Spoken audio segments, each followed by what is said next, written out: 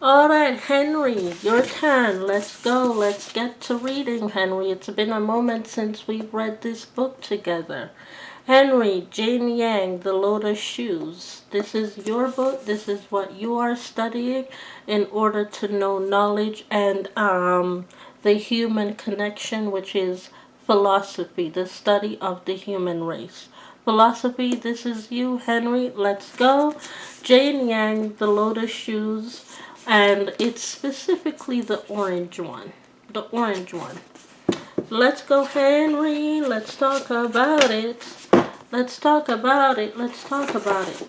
And now that you know how to teach kids about teach other kids the Bible without the Bible being in class, this is the second portion as to how to teach them, those that are ready to read the Bible because they are now safe to read the Bible.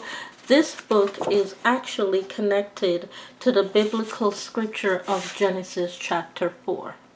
So even though I've been reading this book part throughout with other students, Henry and my other students that are now in this class are going to be reading the book with me from the beginning, and we are going to also be studying Genesis chapter 4 through the book, because this is Genesis chapter 4 in its written self. So if you've read this book, you've also read the non-Christianic version of the Bible, which is Genesis chapter 4. So let's begin in reading Genesis chapter 4, The Lotus Shoes, written by Jane Yang. And we're going to be beginning from part 1. Part 1. Part 1, Chapter 1, is called Little Flower. Little Flower. I sat shivering on a low stool in our farmhouse kitchen. Now let's take the word shivering for a second. There was something that was brought to my attention by one of my other students who's been studying, who's discovered it that God created the planet during the winter time, which means that God's favorite season is the winter season. This book alone confirms that. I sat shivering on a low stool in our farmhouse in the kitchen, because in the book of Genesis, when God gets to the separation of Cush, the first separation happened with China and India, and those are the two provinces of Persia, which are always cold in the wintertime.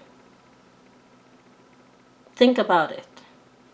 The provinces of Persia, where the water of Kush runs through, is in China and in India, which means that India used to be China at one point, and the waters separating gave India its own name from China and gave China its own name from India, which means Kush separated to give India its own place and its own diversity.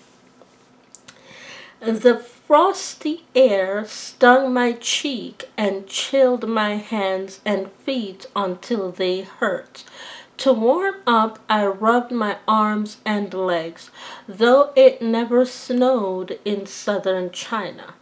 This winter, in the 6th year of Emperor Gangzu's reign, felt brutally cold. Now it says it never snows.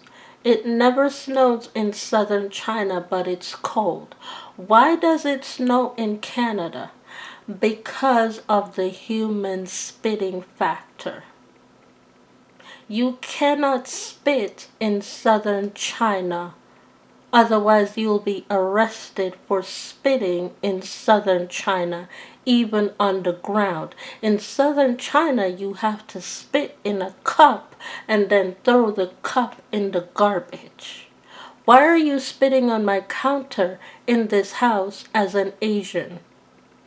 knowing that when you go back to China, you cannot spit on the counter there? Why are you doing it here?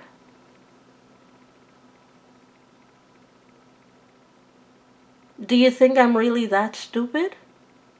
Do you really think I'm that stupid? I'm not. I'm a lot smarter than I look.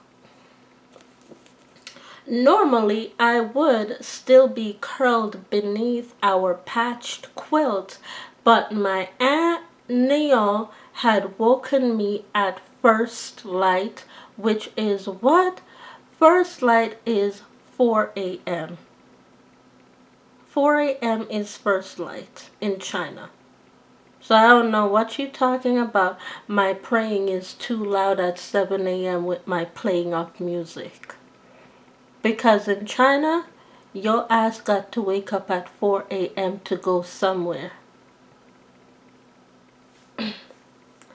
We are going on an adventure today, she announced, turning to me with a basin of boiling water.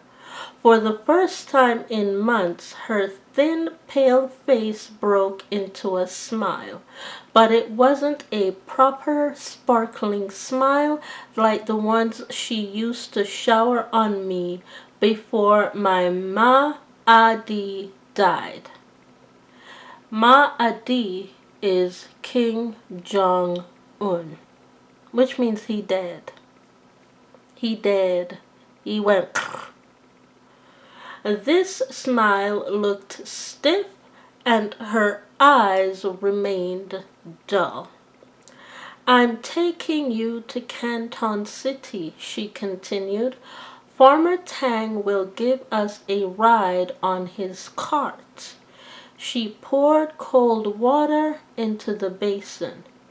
I squealed, clapping with delight.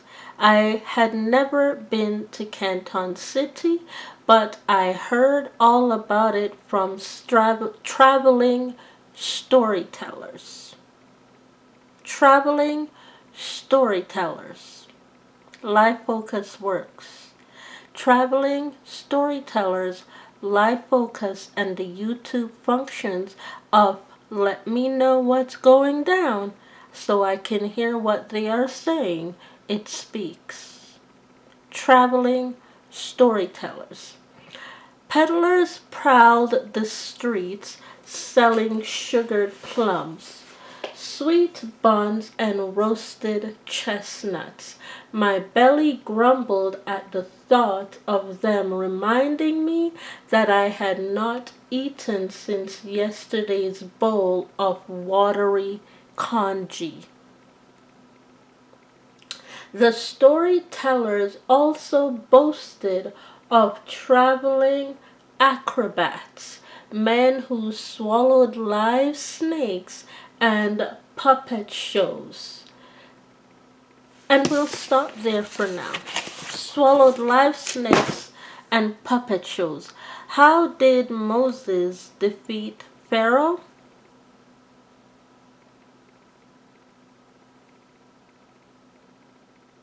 Snake.